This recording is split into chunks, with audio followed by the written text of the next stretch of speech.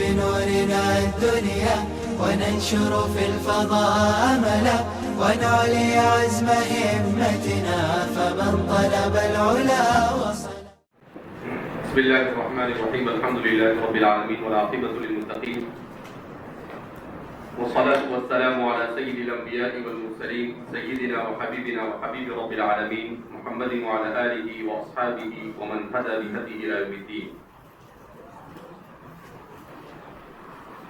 باب حمل الرجل امرأته في الغزو دون بعض نسائه.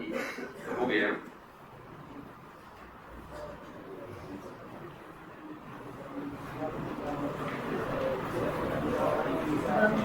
قال حدثنا خالد بن ذكوان عن الربيع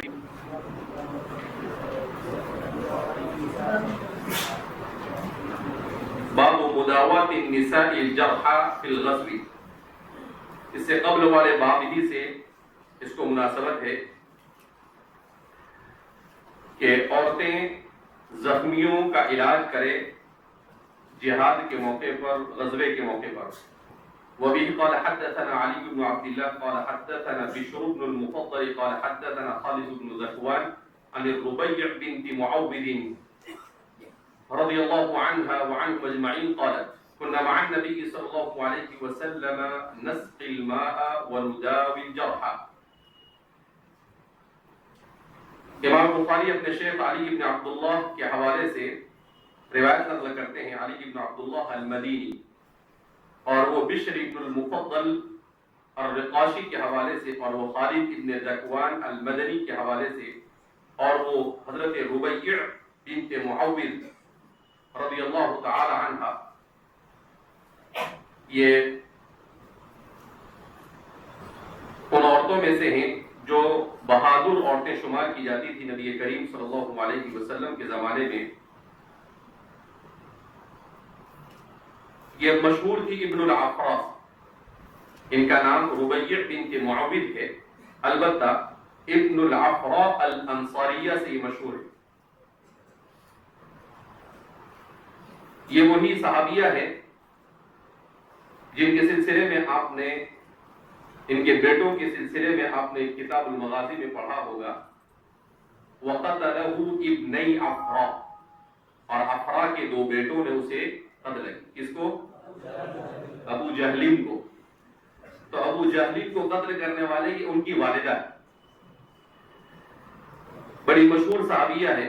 عام طور پر غزوات میں جو عورتیں بہادری کے ساتھ شریک ہوتی تھی، ان میں شریک ہوتی تھی، تو وہ نبی کریم صلی اللہ علیہ وسلم کے زمانے میں جو جنگیں ہوئی، ان جنگوں میں عورتوں کا کیا رول اور کردار ہوتا تھا اس کے اوپر روشنی ڈالتے ہوئے فرماتی ہے کہ كنا مع النبي صلی اللہ علیہ وسلم نسقي الماء، کہ ہم نبی کریم صلی اللہ علیہ وسلم کے زمانے میں پانی پلایا کرتے تھے، یعنی زخمیوں کو پانی پلاتے تھے، یا جو بھی لڑنے والے ہوتے تھے ان کو پانی پلانے کا کام کرتے تھے. وَنُدَاوِي الْجَرْحَى، اور جو زخمی ہوتے تھے ان کی دوا کرتے تھے، یعنی ان کا علاج کرتے تھے، ان کے زخموں پر ملم پٹی وغیرہ کرنا. کہا یہ خدمت ہم عورتیں انجام دیا کرتی تھی. باب رد النساء الجرحى والقتلى، یہ باب عورتوں کا زخمیوں اور شہید ہونے والوں کو لوٹانے کے بیان میں اسی سے بھی تجدید ہے. وبه قال حدثنا مسدد قال حدثنا بشر بن المفضل عن خالد بن ذكوان عن الربيع بنت معوذ قالت كنا نغزو مع رسول الله صلى الله عليه وسلم فنسقي القوم ونخدمهم ونرد الجرحى والقتلى الى المدينه. تو فرماتی ہے کہ حضرت ربیع بنت معوذ کہ رسول اللہ صلی اللہ علیہ وسلم کے ساتھ ہم نے غزوہ کیا. ہم جو فوجی ہوتے تھے، جو مجاہدین ہوتے تھے، انہیں پانی پلاتے تھے، ان کی خدمت کرتے تھے. وَنَرُدُّ الْجَرْحَى وَالْقَتْلَى إِلَى الْمَدِينَةِ، اور جو اس میں زخمی ہو جاتے تھے یا شہید ہو جاتے تھے انہیں مدینہ پہنچاتے تھے. غزوہ احد کے موقع کے واقعے کو خاص طور پر انہوں نے اس کی طرف اشارہ کیا ہے، اس لیے کہ غزوہ احد یہ مدینہ سے لگ کر ہوا. اس وقت مدینہ سے باہر تھا، لیکن اب تو وہ مدینہ کے بیچ میں آ چکا ہے، مدینہ کے درمیان میں داخل ہو چکا ہے. لہذا فرماتی ہے کہ قریب تھا، تقریباً 3 میل بیان کیا جاتا ہے کہ اس وقت رسول اللہ صلی اللہ علیہ وسلم کے دور مسعود میں احد پہاڑ یہ مدینہ منورہ سے 3 میل کے فاصلے پر تھا، اس طرح سے 5 کلومیٹر کی مسافت تھی۔ تو کہا کہ جو زخمی ہو جاتے تھے ان کو زخم کے لیے مدینہ لے کر آتی تھی عورتیں اٹھا کر، اسی طریقے سے جو شہید ہو جاتے تھے ان لوگوں کو بھی مدینہ لانے کا کام یہ عورتیں انجام دیا کرتی تھی۔ اس طرح سے گویا کہ مکمل طور پر مجاہدین صرف اپنے کام پر پوری توجہ دے اور دوسرے کام ان کے ذمے نہ ہو، اور جہاد کا وجاہدوا فی اللہ حق جہادی اس کا پورا حق ادا ہو سکے، اس کی وجہ سے عورتیں دوسری جو ذمہ داریاں ہوتی تھی وہ عورتوں کے سپرد کر دی جاتی تھی۔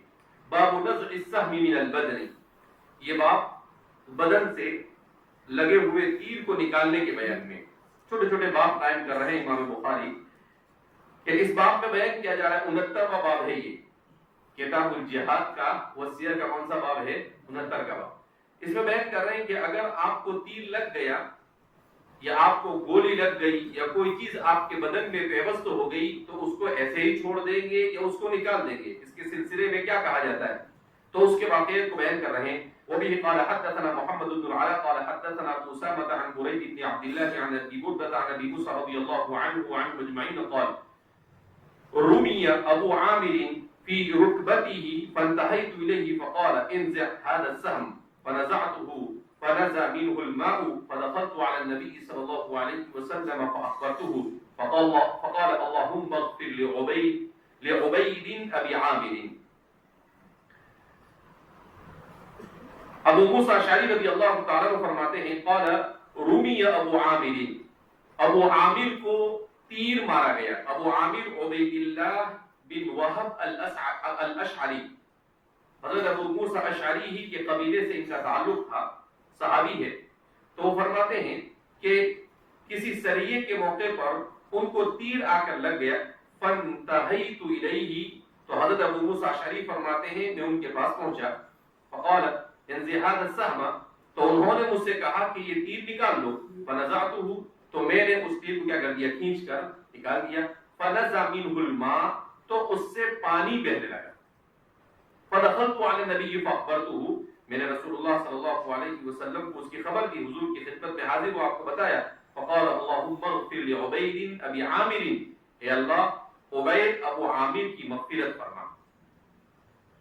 امام بخاری کا ترجمہ الباب کیا ہے؟ انزع هذا السهم فنزعته، یہ ہے ترجمہ الباب، کہ ان کو تیر سے تکلیف ہو رہی تھی جو ان کے بدن میں کہیں پیوست ہو چکا تھا، لہذا انہوں نے مجھے نکالنے کے لیے کہا اور میں نے اسے نکال دیا۔ انسان سوچتا ہے تو انسان کے بدن کے رونگٹے کیا ہو جاتے ہیں، کھڑے ہو جاتے ہیں کہ کیسی مشقتیں ہمارے صحابہ نے ہمارے خاطر برداشت کی، کہ اتنا آسان کام نہیں ہے، بولنا بڑا آسان ہے لیکن کرنا بڑا مشکل ہے۔ ایک تو اس تیر کا پیوست ہو جانا اور پھر اس کے بعد اس کو نکالنا، نکالنے والے کے لیے بھی جگرا چاہیے اور جس سے نکالا جائے اس میں بھی کیا ہونا چاہیے؟ جگرا چاہیے۔ دونوں صحابی بہرحال قبیلے بنو اشعر سے ان کا تعلق ہے۔ تو فنزعته، اب کہا تیر تو نکال دیا لیکن پھر کیا ہوا؟ فنزع منه الماء، اس سے پانی بہنے لگا۔ ہمارے شعراء فرماتے ہیں کہ پانی بہنے لگا کا مطلب یہ ہے کہ کثرت سے خون نکل گیا، اور پھر جب خون بہت زیادہ نکل جاتا ہے تو پھر خون بدن میں ختم ہونے کے بعد وہ بالکل پتلا سا نکلنے لگتا ہے آخر میں، یعنی پانی کی طرح بہنے لگ جاتا ہے۔ تو وہ بتانا مقصود تھا کہ کثرت سے خون ان کو بہنے لگا۔ فدخلت علی النبی صلی اللہ علیہ وسلم، تو فرماتے ہیں میں نبی کریم صلی اللہ علیہ وسلم کی خدمت میں حاضر ہوا اور میں نے آپ صلی اللہ علیہ وسلم کو اس کی خبر دی، تو آپ صلی اللہ علیہ وسلم نے ان کے لیے دعا کی، اللہم اغفر لعبید ابی عامر، اے اللہ عبید ابو عامر کی مغفرت فرما۔ تو فرماتے ہیں اللہ کے رسول صلی اللہ علیہ وسلم نے عبید بن وہب الاشعری رضی اللہ تعالیٰ عنہ کی مغفرت کی دعا کی۔ ان کے بارے میں آتا ہے کہ یہ حضرت ابو موسیٰ اشعری رضی اللہ تعالیٰ عنہ کے چچا، یہ حضرت ابو موسیٰ اشعری رضی اللہ تعالیٰ عنہ کے کیا تھے؟ چچا تھے، اور قبیلے اشعر کے سرداروں میں ان کا شمار ہوتا تھا، اور اپنے زمانے میں کبار صحابہ میں بھی ان کا شمار ہوتا تھا۔ یوم اوطاس میں یہ شہید کر دیے گئے. اللہ کے رسول صلی اللہ علیہ وسلم کا ان کے لیے اللہم اغفر کہنا یہ اس بات کی طرف اشارہ تھا گویا کہ وہ اس تیر سے جو خون ان کو بہہ گیا ہے اس سے جانبر نہیں ہو سکیں گے اور ان کا انتقال ہو جائے گا. اس لیے کہ مغفرت کس کے لیے دعا کی جاتی ہے؟ اسی کے لیے جس کا انتقال ہو گیا ہو یا انتقال کے قریب ہو. تو فرماتے ہیں کہ آپ صلی اللہ علیہ وسلم کو اندازہ ہو گیا اور آپ صلی اللہ علیہ وسلم نے ان کے لیے دعا کی کہ اللہ ان کی مغفرت فرما. بہرحال شہید تھے، مغفور تو تھے ہی، اور پھر اس کے ساتھ ساتھ حضرت ابو موسیٰ اشعری رضی اللہ تعالیٰ عنہ چونکہ بڑے ذہین صحابی تھے، انہوں نے سوچا کہ میں اپنے چچا کے بارے میں حضور کو بتاؤں کہ وہ بیچارے زخمی ہو گئے اور کثرت سے خون بہ رہا ہے، تو حضور کی دو چار دعا نکل جائے گی تو ان کا کام اور بن جائے گا. ویسے تو کام بن ہی گیا تھا، صحابی ہوتے ہی بن گیا تھا، شہید ہوتے اور اچھا کام ہو گیا تھا، اور حضور کی دعا لگنے سے اچھے سے اچھا ہو جائے گا. تو اس لیے انہوں نے اللہ کے رسول صلی اللہ علیہ وسلم کو خبر دی اور آپ صلی اللہ علیہ وسلم نے دعا کی. بہرحال اسے پتا چلا کہ اگر انسان کے بدن میں جہاد کرتے ہوئے کوئی چیز پیوست ہو جائے اور اس کا نکالنا اس کے لیے ممکن ہو تو اسے نکالا جا سکتا ہے، اس میں کوئی حرج نہیں ہے. یعنی کوئی تشدد اس میں کرے اور یہ کہے کہ نہیں اس کو نکالیں گے تو علامت نہیں باقی رہے گی، یہ شہید کیسا، تو کہا کہ ایسی ٹیڑھی بات کر کے کوئی فائدہ ہے نہیں. اسلام انسان کو اعتدال سکھاتا ہے. لہذا گولی جب انسان کو لگتی ہے تو گولی لگنے میں بھی یہی اصول ہے کہ ڈاکٹر دیکھتا ہے کہ یہ گولی نکالنا مفید ہے یا گولی نہ نکالنا مفید ہے. اگر ڈاکٹر یہ سمجھتا ہے کہ اس کی گولی کے نکالنے سے اس کو نقصان ہوگا تو ڈاکٹر اس کو ایسے ہی چھوڑ دیتا ہے، اور اگر وہ یہ سمجھتا ہے کہ اس کے نکالنے سے اس کو بدن میں رہنے دینا اس کے لیے مضر ہے تو پھر کیا کرتا ہے، وہ اسے نکال دیتا ہے.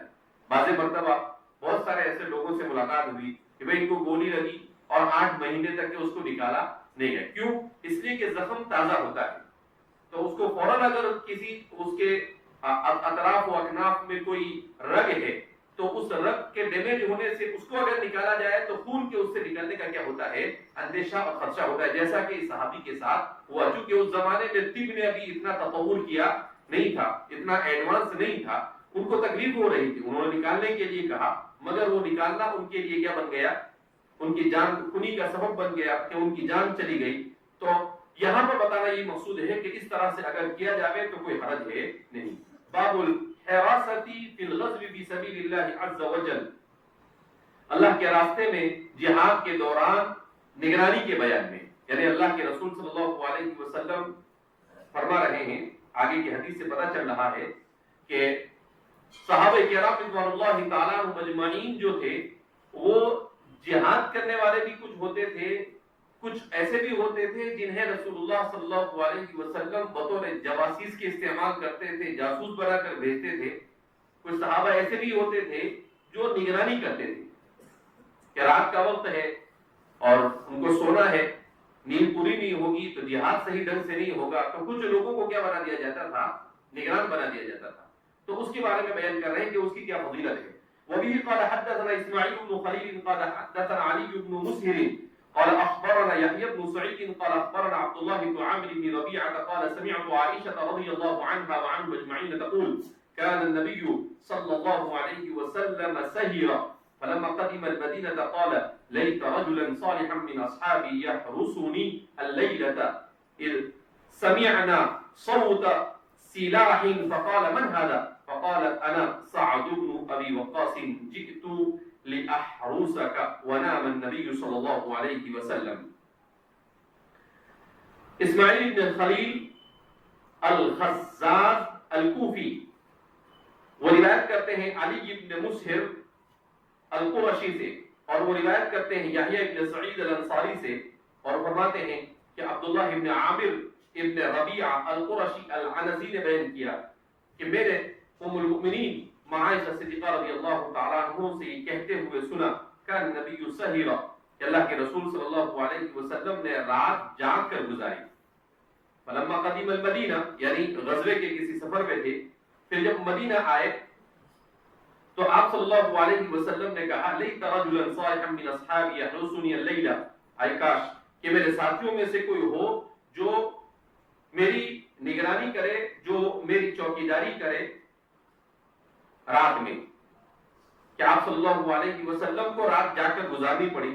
تو آپ نے کہا کہ اب آئندہ کل کے لیے اگر کوئی دوسرا تیار ہو جاوے اور اس طرح سے وہ چوکیداری کرتا ہے اور خاص طور پر مجھ پر نظر رکھتا ہے.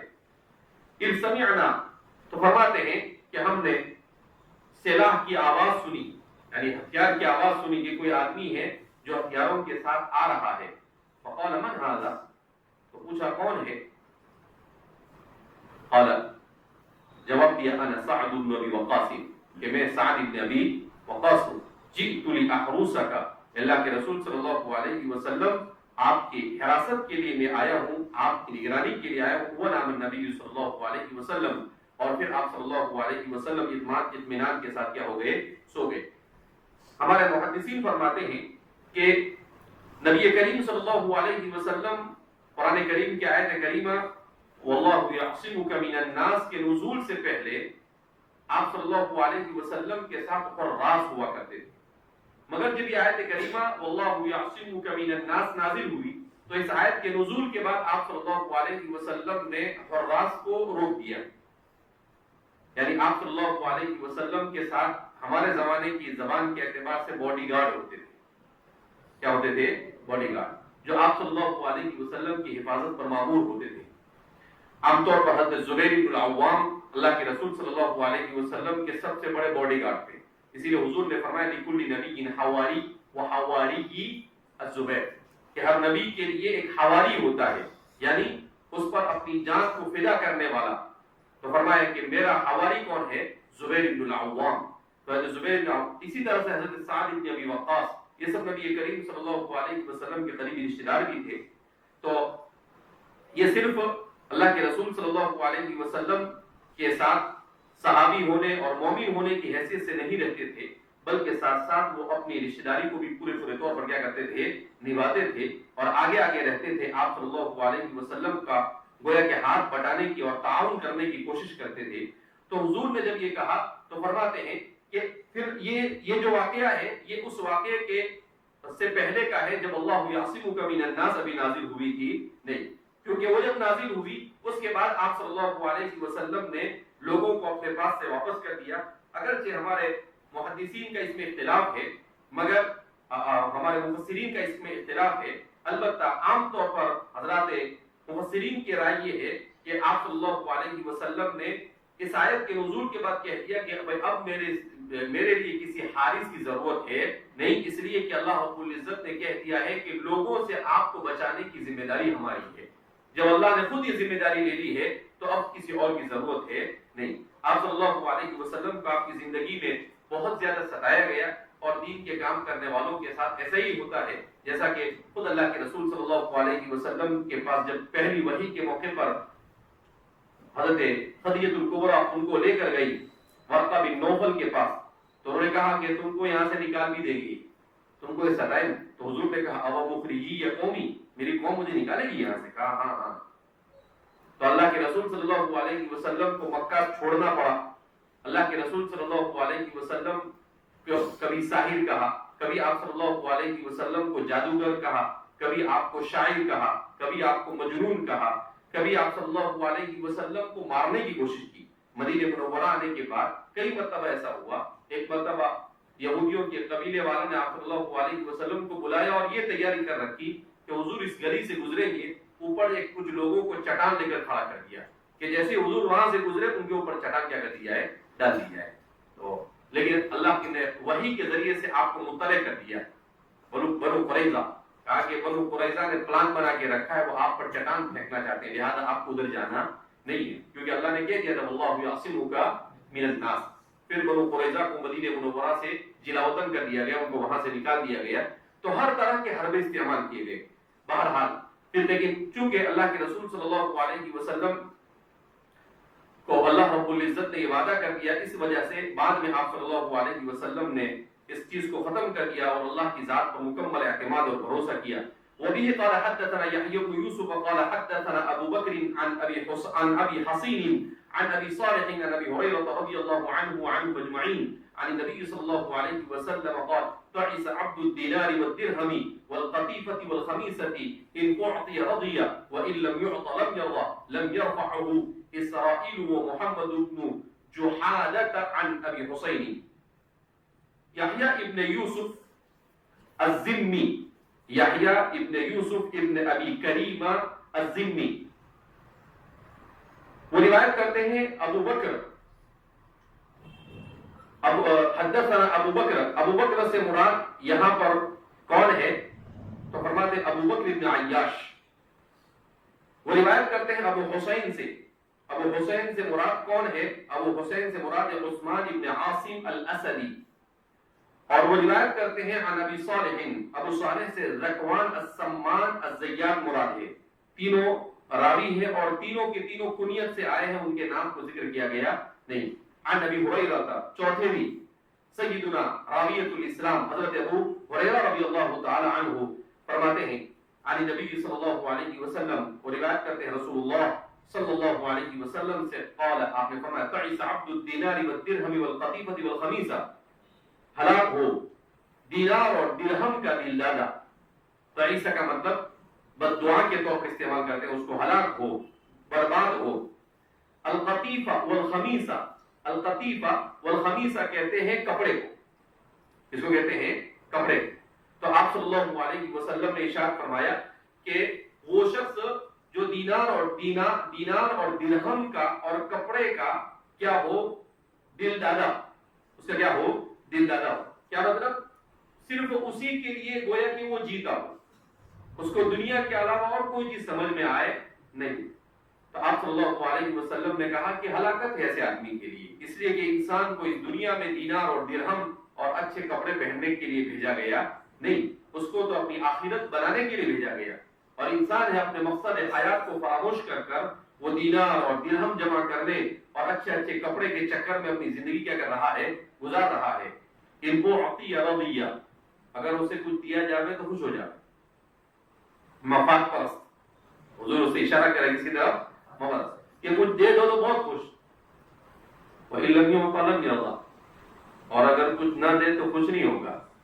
اگر اس کا کوئی مفاد متاثر ہوتا ہے تو پھر اسے خوشی نہیں ہوگی. کہا کہ نہیں، مجھے تو دنیا ملنی چاہیے.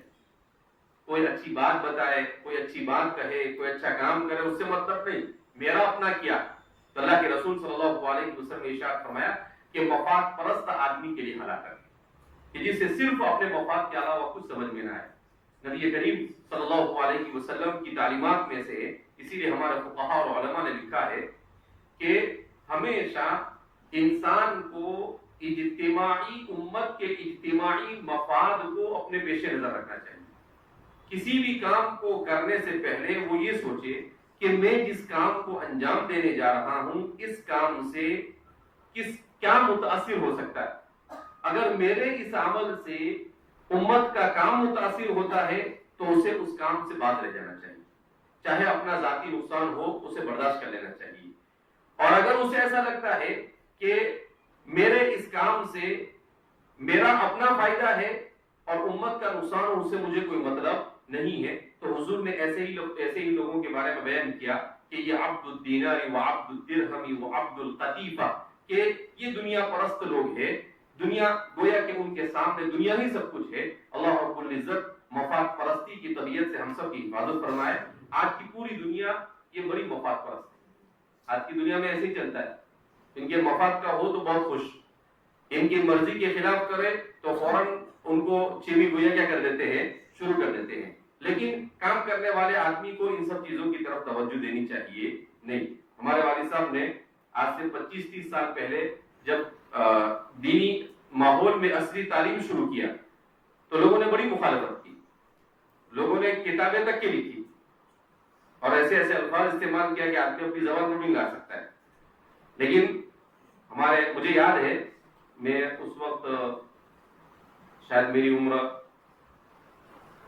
12-14 سال کی تھی. تو جب کسی نے بہت سخت لکھا تو وہ کتاب والد صاحب کو کسی نے لا کر دیا حضرت قاری صدیق صاحب باندھی رحمۃ اللہ علیہ وہ آئے ہوئے تھے، ابا نے حضرت قاری صاحب کو دیا، کہا کہ دیکھو حضرت آپ کے کہنے پر ہم نے اصلی تعلیم شروع کی، اور یہ تو لوگوں نے اس طرح سے لکھنا شروع کیا کہ میں نے حضرت آپ کو پہلے ہی کہا تھا کہ یہ ہمارا مولوی ہے نا، یہ چپ نہیں بیٹھتا ہے، سب سے پہلے علماء ہی اس کی مخالفت کریں گے۔ تو مجھے آج تک یاد ہے حضرت نے ایسے سر نیچے کیا اور حضرت کے آنکھوں میں آنسو تھے، اور حضرت کہنے لگے کہ دیکھو مولوی غلام، ہماری نیت یہ ہے کہ امت کے نوجوانوں کو ارتداد سے بچائیں گے۔ کتنے سال پہلے کی بات کر رہا ہوں میں؟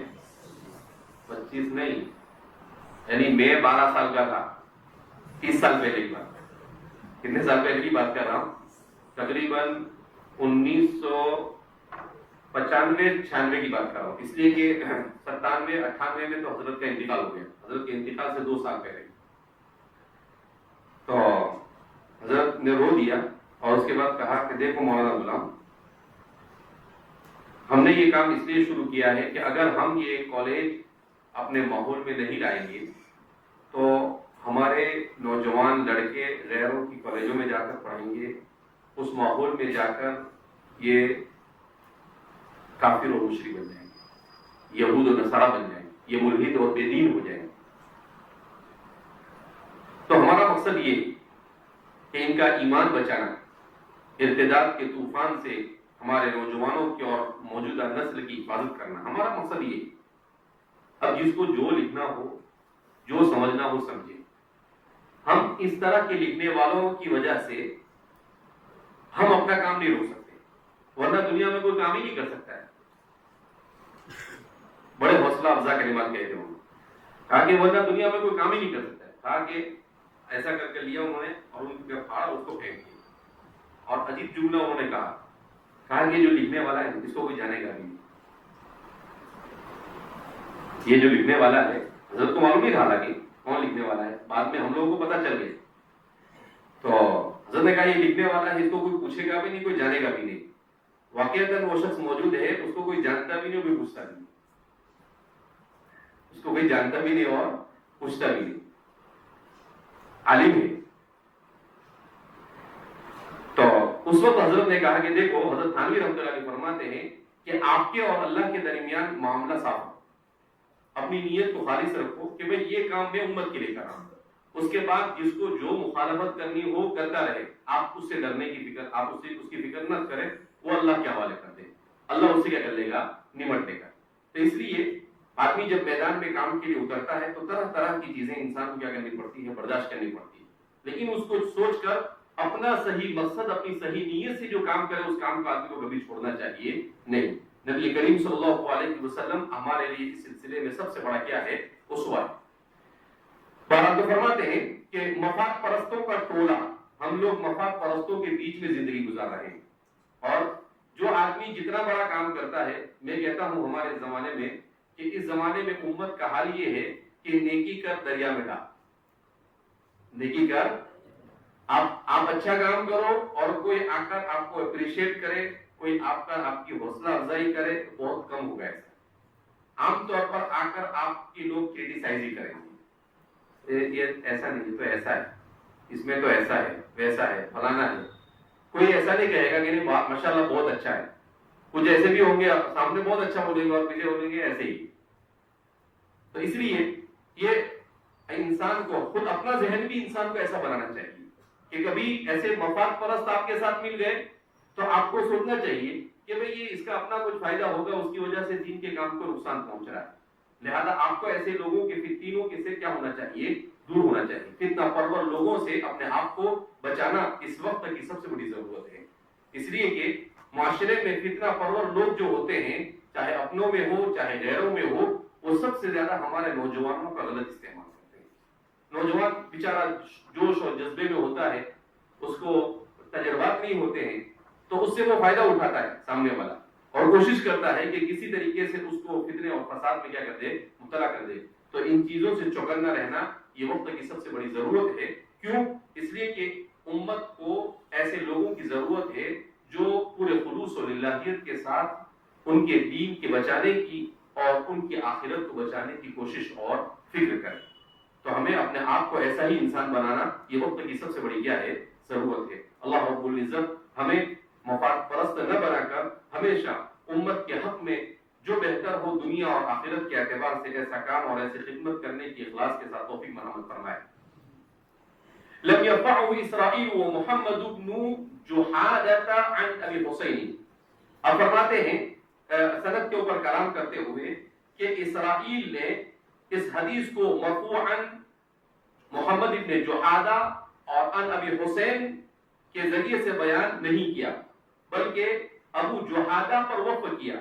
تو اس میں جو روایت میں انقطاع ہو رہا تھا اس انقطاع کو ختم فرما رہے ہیں کہ یہ جو روایت ہے یہ اسرائیل سے بھی منقول ہے اور یحییٰ ابن یوسف سے بھی منقول ہے.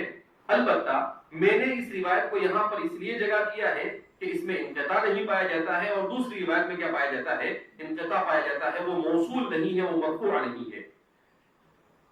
وزاد لنا عمرو اور پھر فرماتے ہیں کہ عمرو نے ہمارے لیے اضافہ کیا ہے روایت میں.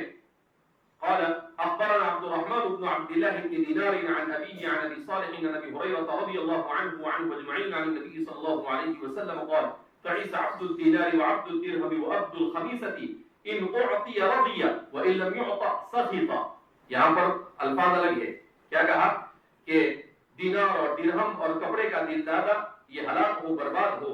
اگر اسے کچھ دیا جاوے تو خوش ہو جاوے اور اگر کچھ نہ دیا جاوے تو سخت ناراض ہو. حضور نے لفظ استعمال کیا سخیتا. یہاں پر اوپر تو صرف ہلکا استعمال کیا تھا لفظ یرضا لیکن یہاں استعمال کیا ناراض ہو جائے. تعیسا وانتکسا ہلاک ہو اور ہلاکت میں گر جائے وہ شخص. وَإِذَا أَشْكِيكَ فَلَن تُفَشْ.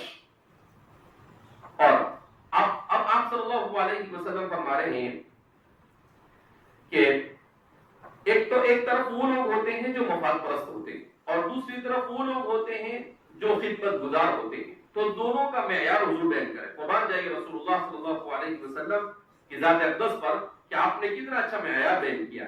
کیا اذا شیک فلا انتقش. اگر کانٹا لگ جائے تو اسے نکالا نہ جائے. طوبی لعبد اس بندے کے لیے خوشخبری ہو. توبہ کا مطلب خوشخبری.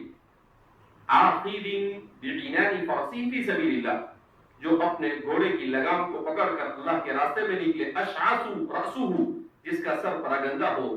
مغبرۃ قدمہ اور اس کے قدم یہ خاک آلود ہو. ان کان فی الحراسۃ کان فی الحراسۃ. اگر اسے حراست میں لگا دیا جاوے یعنی چوکیداری میں لگا دیا جاوے تو وہ اسی میں لگ جاوے. وَإِن كَانَ فِي السَّاقَةِ كَانَ فِي السَّاقَةِ. اور اگر اس کو لشکر کے سب سے آخر والے حصے میں رکھا جاوے تو وہ اسی پر راضی ہو جاوے. وَإِنِ اسْتَأْذَنَ لَمْ يُؤْذَنْ لَهُ. اگر وہ اجازت طلب کرے تو اسے بولنے کی اجازت نہ دی جائے. وَإِن شَفَعَ لَمْ يُشْفَعْ. اور اگر وہ سفارش کرے تو اس کی سفارش کو بھی قبول نہ کیا جاوے. تو آپ صلی اللہ علیہ وسلم نے کہا کہ اس کو جس طرح سے بھی امت کام کے لیے استعمال کرے وہ بے لوث ہو کر اس کام کو انجام دیتا رہے. وہ ایسا نہیں سوچے مجھے اسٹیج پر نہیں بلایا مجھے اوپر نہیں بٹھایا اس کو پیچھے بٹھایا تو پیچھے بیٹھ جائے. ہمارے زمانے میں سب ہوتا ہے. اس کو میرا نام پوسٹر میں نہیں آیا میرا نام وہ اس کے اوپر نہیں آیا تو کہا کہ اس طرح کی چیزیں یعنی صرف اپنا نام اور اپنی ذات کو پروموٹ کرنے کی وہ کوشش کرتا ہے. یہ مفاد پرست. لیکن وہ شخص جو ان تمام چیزوں سے لاپرواہ ہو کر صرف اور صرف اس کا مقصد یہ ہو کہ اللہ کے دین کی کیا ہو جاوے خدمت ہو جاوے. اس کی کوئی بات نہ سنے تب بھی اس کی کوئی پڑی نہ ہو. اس کو اپنے کپڑے کی بھی پڑی نہ ہو. اس کو اپنے پاؤں کی بھی پاؤں میں چپل ہے کیسے نہیں اس سے بھی کوئی مطلب نہ ہو. کسی چیز سے مطلب نہ ہو. یعنی سب دنیا سے بے پرواہ ہو کر پورے لگن اور مگن کے ساتھ صرف اللہ کے دین کی سربلندی کے لیے کیا ہو جاوے وہ اپنے آپ کو قربان کرے. کہا کہ یہ غیر مفاد پرست کی علامت. ایک ہے مفاد پرست اور ایک ہے غیر مخلص جس کو کہیں گے. تو حضور نے فرمایا کہ ایسے شخص کے لیے اگرچہ اس کی کوئی بات نہ سنے اور وہ چاہے دکھنے میں کیسا بھی ہو لیکن اگر آدمی اچھے کپڑے پہنے بہت اچھے سے رہے اور اس کے بعد اس میں مفاد پرستی ہو تو حضور نے کہا کہ یہ اچھا کپڑا بھی کسی کام کا نہیں اور یہ اچھا ٹیپ ٹاپ بھی کسی کام کا نہیں اس وقت انسان کام کرنے والا آدمی کام سے کام لیتا ہے، اس کو ٹیپ ٹاپ سے کچھ لینا دینا ہوتا نہیں ہے. تو حضور نے فرمایا فتعسن کأنه یقول اتعسهم اللہ خیبهم اللہ. فتعسن کا مطلب بیان کر رہے ہیں امام بخاری کہ حضور کو یوں کہہ رہے ہیں کہ ایسے لوگ کو اللہ برباد کرتا ہے اور ایسے لوگوں کو اللہ ذلیل کرتا ہے. فطوبہ فعلا من کل شیء طیب، یہ طیب سے بنا ہے طوبہ. طیب سے کیا بنا ہے؟ طوبہ بنا ہے.